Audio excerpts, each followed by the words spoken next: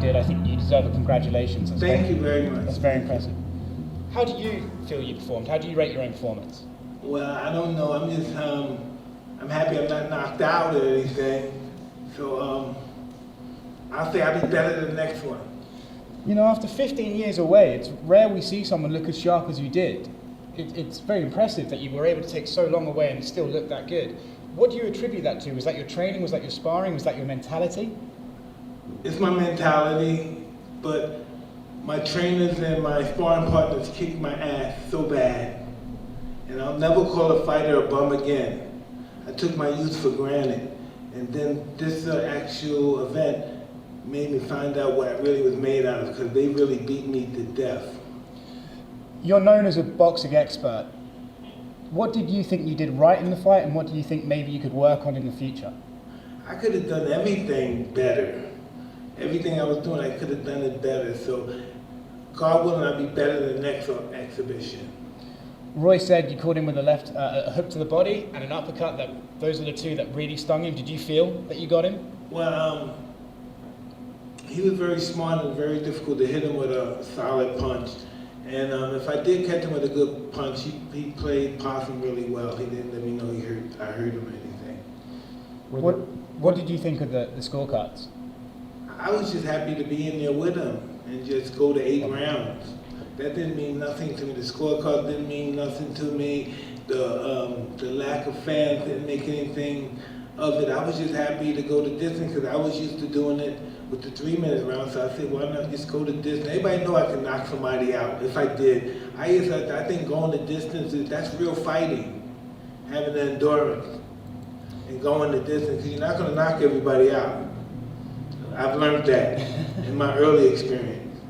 You said on the broadcast you 100% are going to do this again. Yeah. Is there a name in mind? Who are we going to see you against? I don't know. Maybe we do something in the south of France, Monaco, at Saint-Tropez. We do something out there. One of the European fighters out there or something. Anything's possible. Sky's the limit. I believe we broke all the records on pay-per-view concerning boxing. We did a really kick butt on there. But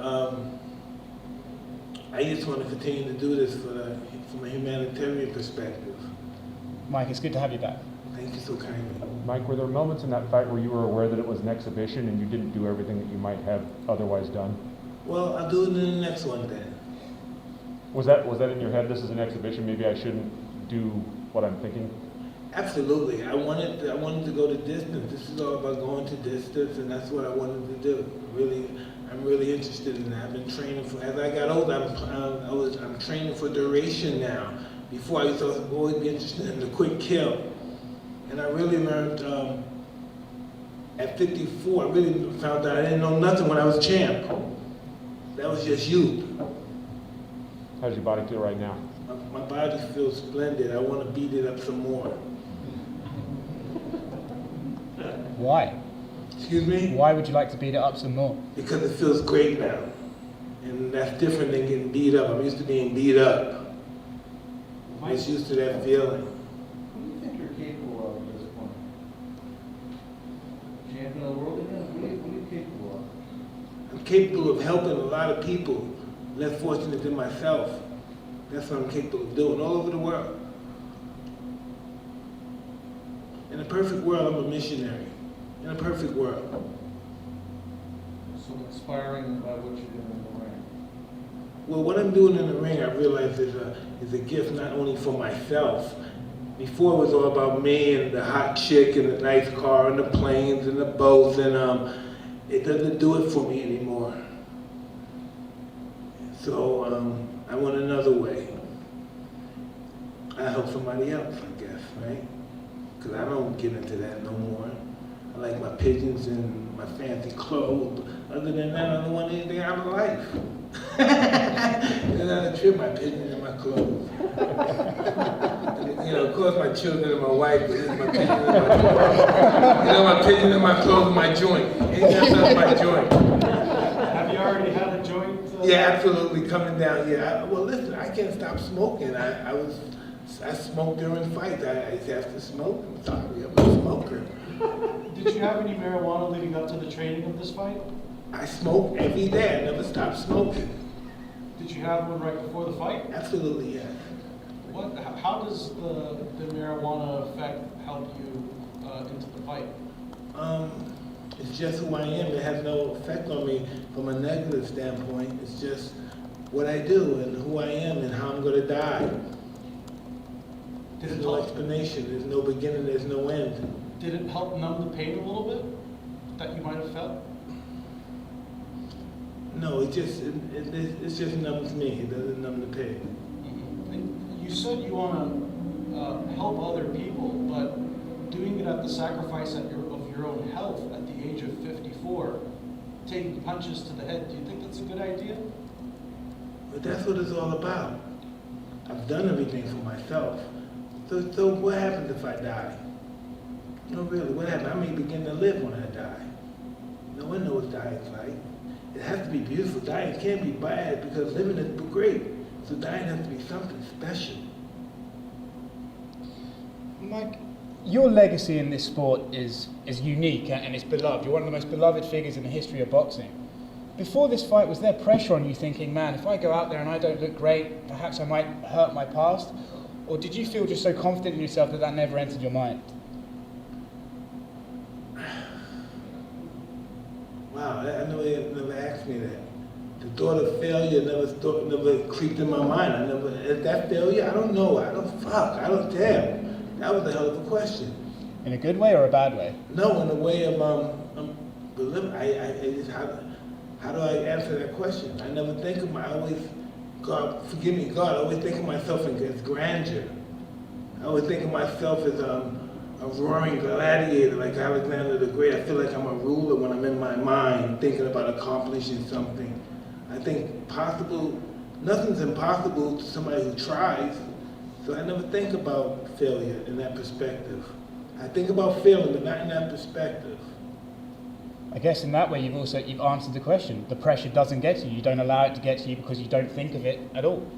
No, I need the pressure. Without the pressure, there's no me. Without the pressure, I don't have the guts to say, hey, I'm gonna fight this guy.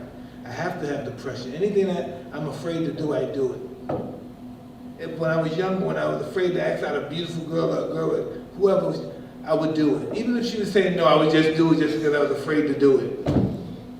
And that's just how I live my life. I live to be humbled.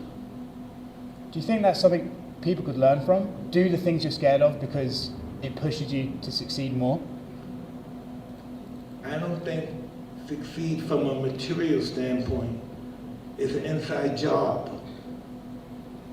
It's just an inside job. The more you're comfortable with you, the more you be comfortable with death. And the more comfortable you are with death, the more at peace you are with yourself. During your first ring walk in 15 years, hearing Michael Buffer say your name for the first time in 15 years, getting in a fight, taking punches, what was it like? What kind of memories did it bring up? What were you thinking about? I didn't have any memories. I just knew I belonged here.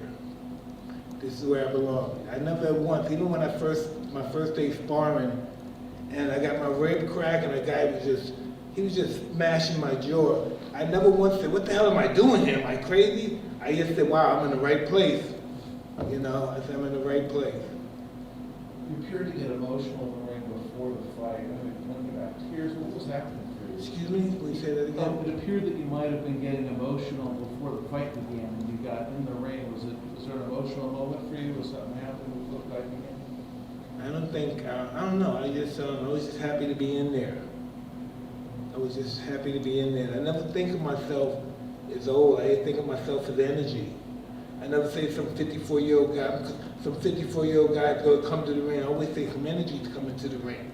I never think my age. Because listen, before Julius Caesar, he told us that 365 days is a year. So we don't really know how old we are. So the energy makes us as old as we want to be. Without being, what's that thing again when you're an old guy and you drive a little young guy sports car? What's that mean? My wife always says I'm that way. Midlife crisis? Midlife crisis, yeah. I don't think it's a midlife crisis with me. I just think it's my ego, and my ego tells me to do things that I'm afraid to do. Mike, what were you most afraid of heading into this match? Just getting my ass kicked. Did Roy hurt you at any point? My nose hurt right now, yeah. Are you happy you did this? Very happy I did this. And you said after the fight you would do it again. I will do it again. And talk us briefly about Legends Only League. What more do you want to see come out of this? Well, listen, whatever I want to see come out of it, what I anticipate seeing is really almost there. We're going to take this place, the sky's the limit with this place. We have so many great legends that are so, it's just an array of them that's so interested in jumping on board and being involved with this program. How many of these a year can you do? Listen, I had what, 15 fights in 1 year. So let's just try to work on closer to that. It has to be competitive, where the constant, no one can get out of shape because everybody's fighting. It'll be consistent. When you were I would like to have once every 2 months. My personal opinion. I would like to have once every 2 months. When you were doing mitts, you said that you couldn't walk for a few days after. The first time I ever did mitts, when y'all saw that, and I got these 2 billion impressions. After that, I was in the bed for a couple of days. I couldn't get up. I had sciatica. Can you believe that combination gave me sciatica? What's going to happen tomorrow? Excuse me? What's going to happen tomorrow when you wake up? I'm going to work out. It's become my lifestyle now. I'm never going to be that guy, I don't know, fat Mike again and stuff, cokehead Mike. I ain't going to be that guy no more. For today's heavyweight champions who are watching the fight today thinking, I can take Mike, what's the message you got for them? Well, they probably could take me now. But can they take me 10 fights later? After I have 10 fights? The 10 exhibitions, please forgive me. And then maybe after that, maybe weekend exhibition. The people who are saying what you're saying, maybe we can have exhibition probably after 10 more of these that I have. Were you frustrated at any point that you had to go with that exhibition narrative? No, I wanted the exhibition narrative because from that perspective, I could work my charity better than being in professional fights and I'm fighting for my life and I want the belt and this and that and there's pressure on me. There's no pressure. My only pressure is that I won't have enough product to help the people who need to be helped in this particular situation. Any other questions? With the charity, is there a specific group or two that you're Just targeting? grassroots charities, friends of mine that's holding down the community, involved with stopping the killing and stopping the crime. And those are the guys that I'm involved with that want to help the youth, the next generation. We don't want to lose the next generation to drugs and pandemics and everything. We have pride in our community, which is Brownsville, Brooklyn, and it's just Brooklyn in general, and just anybody. We have charities in Newport Beach. It's just we're doing a lot. We're doing a lot with little stuff. And so me doing these exhibitions and receiving things, that helps. That really helps. Mike, when you woke up this morning, what was going through your mind? I didn't wake up. I didn't sleep last night. What you did? No. So you did this on no night of sleep. No sleep. What were you doing all night? I'm just one of those scary guys. I don't sleep when I'm involved with the competitive stuff. We talked yesterday, you had some jitters before the weigh-in. You were kind of prancing around a little bit. Did you go back to the old Mike Tyson? The old Mike Tyson no longer exists. Old fighting Mike Tyson. No, I just, this was a new occasion for me. I was a bit nervous, but I looked at the situation. Hey, this is a better cause than me. Why am I nervous? This is going to be good. Did you do better than you expected? I didn't expect to do anything. I just expect to go to 8 rounds and try to entertain the crowd and be able to do what I want to do in these grassroots situations. And obviously you sold out arenas all around the world and millions have watched your fights, but to be doing it in just you and Roy in the ring and no energy, no noise, nothing, what was that like? That was beautiful. And besides that, me and Roy, we broke records 12 championship fights tonight. You know? Everybody's watching. And I'm really grateful to that. I'm really grateful for that. Really, I am. Chad? Yeah, age aside, you talking about the new Mike Tyson versus the old Mike Tyson, right? How did you prepare differently as the new Mike Tyson for this fight to not become the old Mike Tyson while you were in the ring? I'm here for a purpose. I'm not here for my ego. My ego is taking the money and buying some planes and some nice houses and packing up a bunch of chicks and have some orgies and stuff. This is not who that is right now. That guy was just somebody that had to be, eventually, he was a platform to become me. What kind of advice did you give to the younger guys on the card that, I mean, you're their hero. You and Roy are their heroes and who they want to become as legends. So what type of advice did you give them being on a stage, millions of people watching all over the world? Informing them that they deserve this opportunity that they have and to make the best of it. Listen, Luke, what's his name, Paul? Jake Paul. Jake Paul got 4 million subscribers that follow him. Can you imagine that? I didn't know he existed until excuse me? 45. You heard that? He got 25 million. I didn't know he existed until my son wanted to fight him one day. I said, who you gonna fight? This guy? Come on. And then he was a big star. Everybody knows who he is, and I'm so happy that he joined the bandwagon with me and Roy. How do you feel about YouTube fighters, Mike? Do you think they belong in sport, in boxing, the sport you love so much? Well, listen, my ego says so many things, but my reality is they help boxing so much. Boxing owe these guys some kind of, they owe these YouTube boxers some kind of, respect. They should give them some belts because these guys make boxing alive. Boxing was pretty much a dying sport. The UFC was kicking our butt, and now we got these YouTube boxers. Boxing, 25 million views. Boxing's going back, thanks to the YouTube boxers. So the more they fight, the better it is for the sport, you think? I believe the more anyone boxes, the bigger it is for the sport. Because boxing took a couple of beatings since the UFC's been around. Floyd Mayweather recently said boxing has too many belts. They're talking about the sanctioning bodies. What does boxing need to do to get better with the sport? Boxing never have too many belts because every time there's a championship fight, there's more money for the fighter. So there's never enough belts, So just say there's one champion. He got 10 guys. How long do you think it's going to go through these 10 guys? Plus, they got to fight each other, take each other out. So listen, he's really no fight. So it's good to have 3 champions, and every time there's a fight, the commission, everybody can get paid their money, their percentage, or whatever they charge. And it's beautiful. Everybody makes money. That's what this business is about, money. It's not about ego. Hey, I don't like him and who he's with, so I'm not going to fight him. If he's your friend, it's your fight, you make each other money. How can you guys be friends and you're both fighters and one guy's the big star and you're hardly eating and he says he's your friend? That's what fighters did in the old time. They fight each other and make each other money and help each other. That's what it should be like now. I shouldn't say I'm not going to fight him because I don't like his promoter. It seems like you're doing now by obviously giving someone like Roy Jones a chance.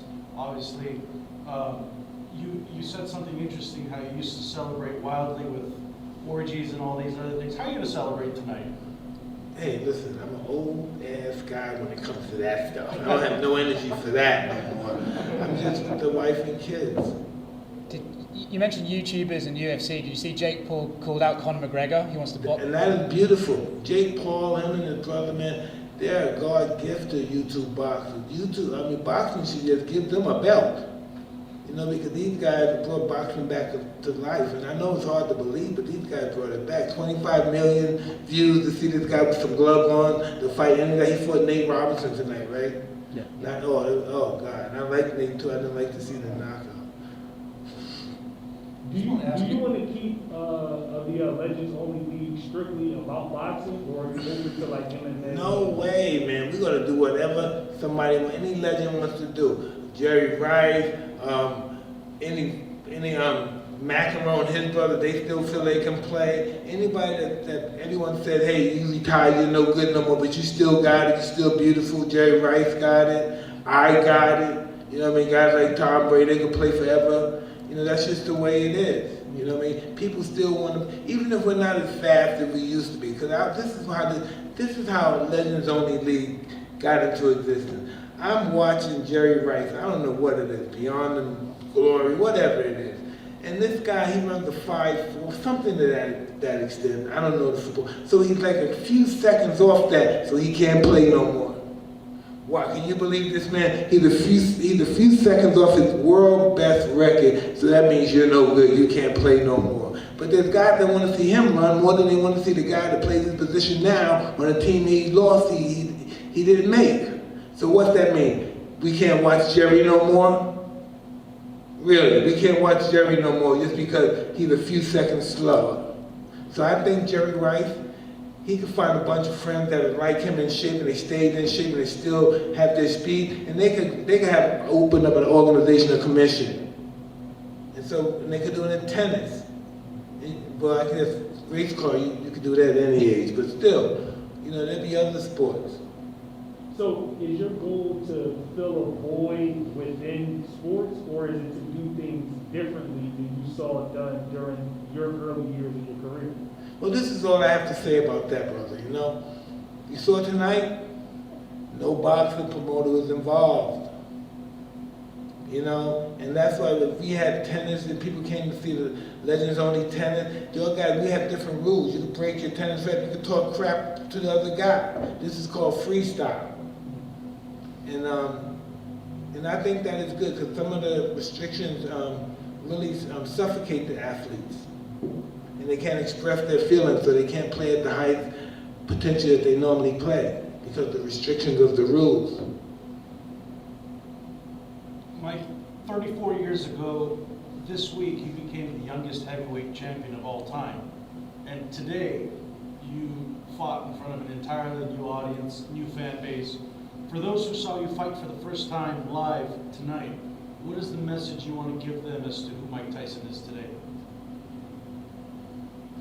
I can't tell you who Mike Tyson is because I'm only 54 years old. And if I'm 54 years old and I can tell you everything about me and I know who I am, I'm very limited in my thinking. So I don't know really that much. I just want to be who I am. I like who I am. I never liked who I was before. I like who I am now. I just want to ask about Evander. I saw him interviewed the other day saying that he wishes he'd been in the ring tonight, not Roy. He wanted a shot at you. How do you feel about that possibility, just about Evander and Evander? I don't know. Maybe Evander needs to talk to me because every time my business associates talk to his business associate, it doesn't turn out well, you know. So I don't know if these guys really, if you can see what we made tonight, if these guys really cared about the welfare of Evander, they would have had this fight with Evander. Or maybe they could do another, but whoever he's with is handling it totally wrong. What do you think he'll make tonight? Excuse me? What do you think he'll make tonight? What does this fight gross tonight? I know nothing about the gross. That's not my department. That's never been my department. I just know about the people in the crowds and the viewers and all that stuff. I don't know. You'll find that out before me, I'm sure. Any other questions? Thank you so much, Mike. It's really my pleasure. Thank you. Thank you. Mike.